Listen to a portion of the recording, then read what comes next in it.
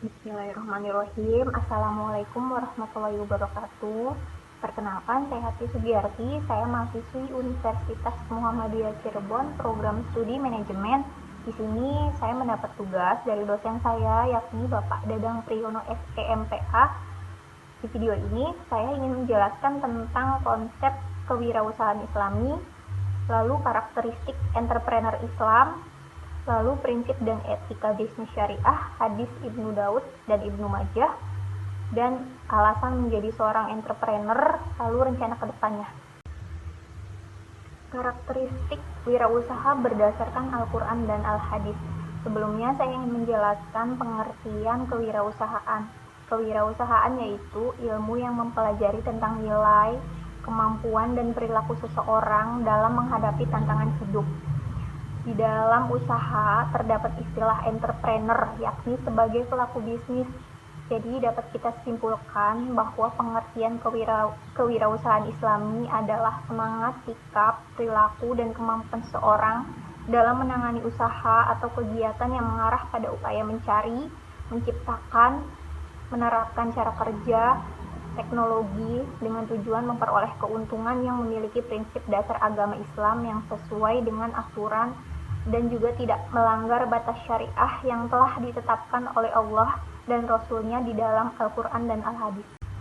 Dalam ajaran Islam ada beberapa sifat atau karakteristik yang harus dimiliki oleh seorang wirausaha. Yang pertama yaitu takwa, tawakal, zikir, dan syukur. Yang kedua jujur. Yang ketiga niat suci dan ibadah. Yang ketiga berzakat dan berinfak. Yang keempat halal prioritas utama. Yang kelima, jangan menyia-nyiakan waktu. Yang keenam, beribadah kepada Allah adalah prioritas. Yang ketujuh, mempraktikkan nilai-nilai moral yang tinggi. Yang kedelapan, dapat dipercaya. Yang kesembilan, kepedulian dan kesejahteraan. Baik, penjelasan yang berikutnya mengenai konseptual wirausaha, prinsip, dan etika bisnis syariah. Konseptual wirausaha. Apa sih prinsip? Prinsip adalah hal yang mendasar yang menjadi pokok gagasan berpikir dan bertindak. Pengertian bisnis syariah adalah kebenaran yang universal yang berkaitan erat dengan pokok dasar dalam berpikir dan bertindak. Ada dua prinsip syariah yang secara umum dan secara khusus. Yang secara umum, yang pertama adalah ilahiyah, yang kedua prinsip nabawi, yang ketiga prinsip adliyah, yang keempat prinsip huriyah, yang kelima prinsip musawah, dan yang keenam prinsip ta'awun. Prinsip yang secara khusus, yang pertama prinsip ta'dulul manafi, yang kedua prinsip pemerataan distributif, yang ketiga prinsip antara din, yang keempat prinsip adamu magadir, yang kelima prinsip albir wa al-taqwa, yang keenam prinsip musyarakah, yang ketujuh prinsip kitabiyah. Etika bisnis syariah. Etika adalah ilmu pengetahuan tentang asas-asas akhlak, moral, sopan santun, baik dan buruk, nilai-nilai mengenai kebenaran atau kesalahan yang terdapat dalam Al-Quran dan Al-Hadis. Etika bisa disejajarkan dengan moral, akhlak, dan adab. Ada 10 hal yang harus dihindari. Yang pertama adalah khianah, yang kedua adalah tagrir, yang ketiga adalah tadlis, yang keempat adalah tadlis di al-bai' al-muharabah, yang kelima divisi, yang keenam ikro, yang ketujuh mukawaroh, yang kedelapan ikro, yang kesembilan talbis, lalu yang terakhir adalah hitman.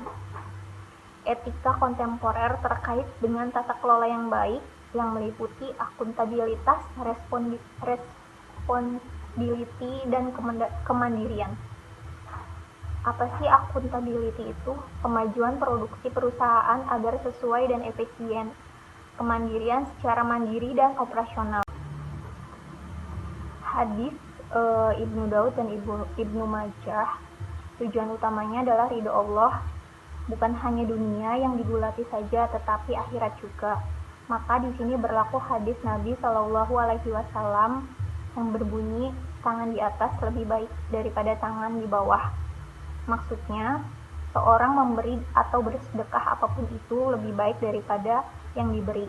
konteks ini, tangan di bawah itu tidak memperlihatkan adanya suatu usaha untuk kemakmuran dirinya, sedangkan tangan di atas menggambarkan orang tersebut ada sebuah usaha untuk dirinya sendiri dan orang lain. Alasan mengapa saya ingin menjadi seorang pengusaha dan planning saya ke depan. Yang pertama, memiliki banyak waktu untuk keluarga. Mungkin setengah hidup kita dihabiskan untuk bekerja pada orang lain. Dengan berwirausaha, waktu kita lebih banyak dan bisa diatur sendiri. Yang kedua, memiliki sumber penghasilan yang besar. Karena dengan memiliki penghasilan yang besar, kita bisa menikmati hidup kita, berpenghasilan cukup, bahkan insya Allah mungkin bisa jalan-jalan ke luar negeri, amin. Lalu yang ketiga, pengusaha memiliki tujuan hidup yang jelas. Pengusaha kan biasanya memiliki rencana A, B, C. Meskipun gagal, pastinya banyak rencana lain. Dan pengusaha memiliki alur hidup yang jelas, tidak khawatir dipecat atau di PHK. Dan rencana ke depan saya setelah lulus kuliah, yang pastinya pertama menikah, lalu berencana ingin membuka usaha bersama calon suami saya. Insya Allah, meskipun jiwa saya bekerja, tapi insya Allah setelah menikah nanti saya berencana berwirausaha bersama calon suami saya. Mudah-mudahan terrealisasikan, amin.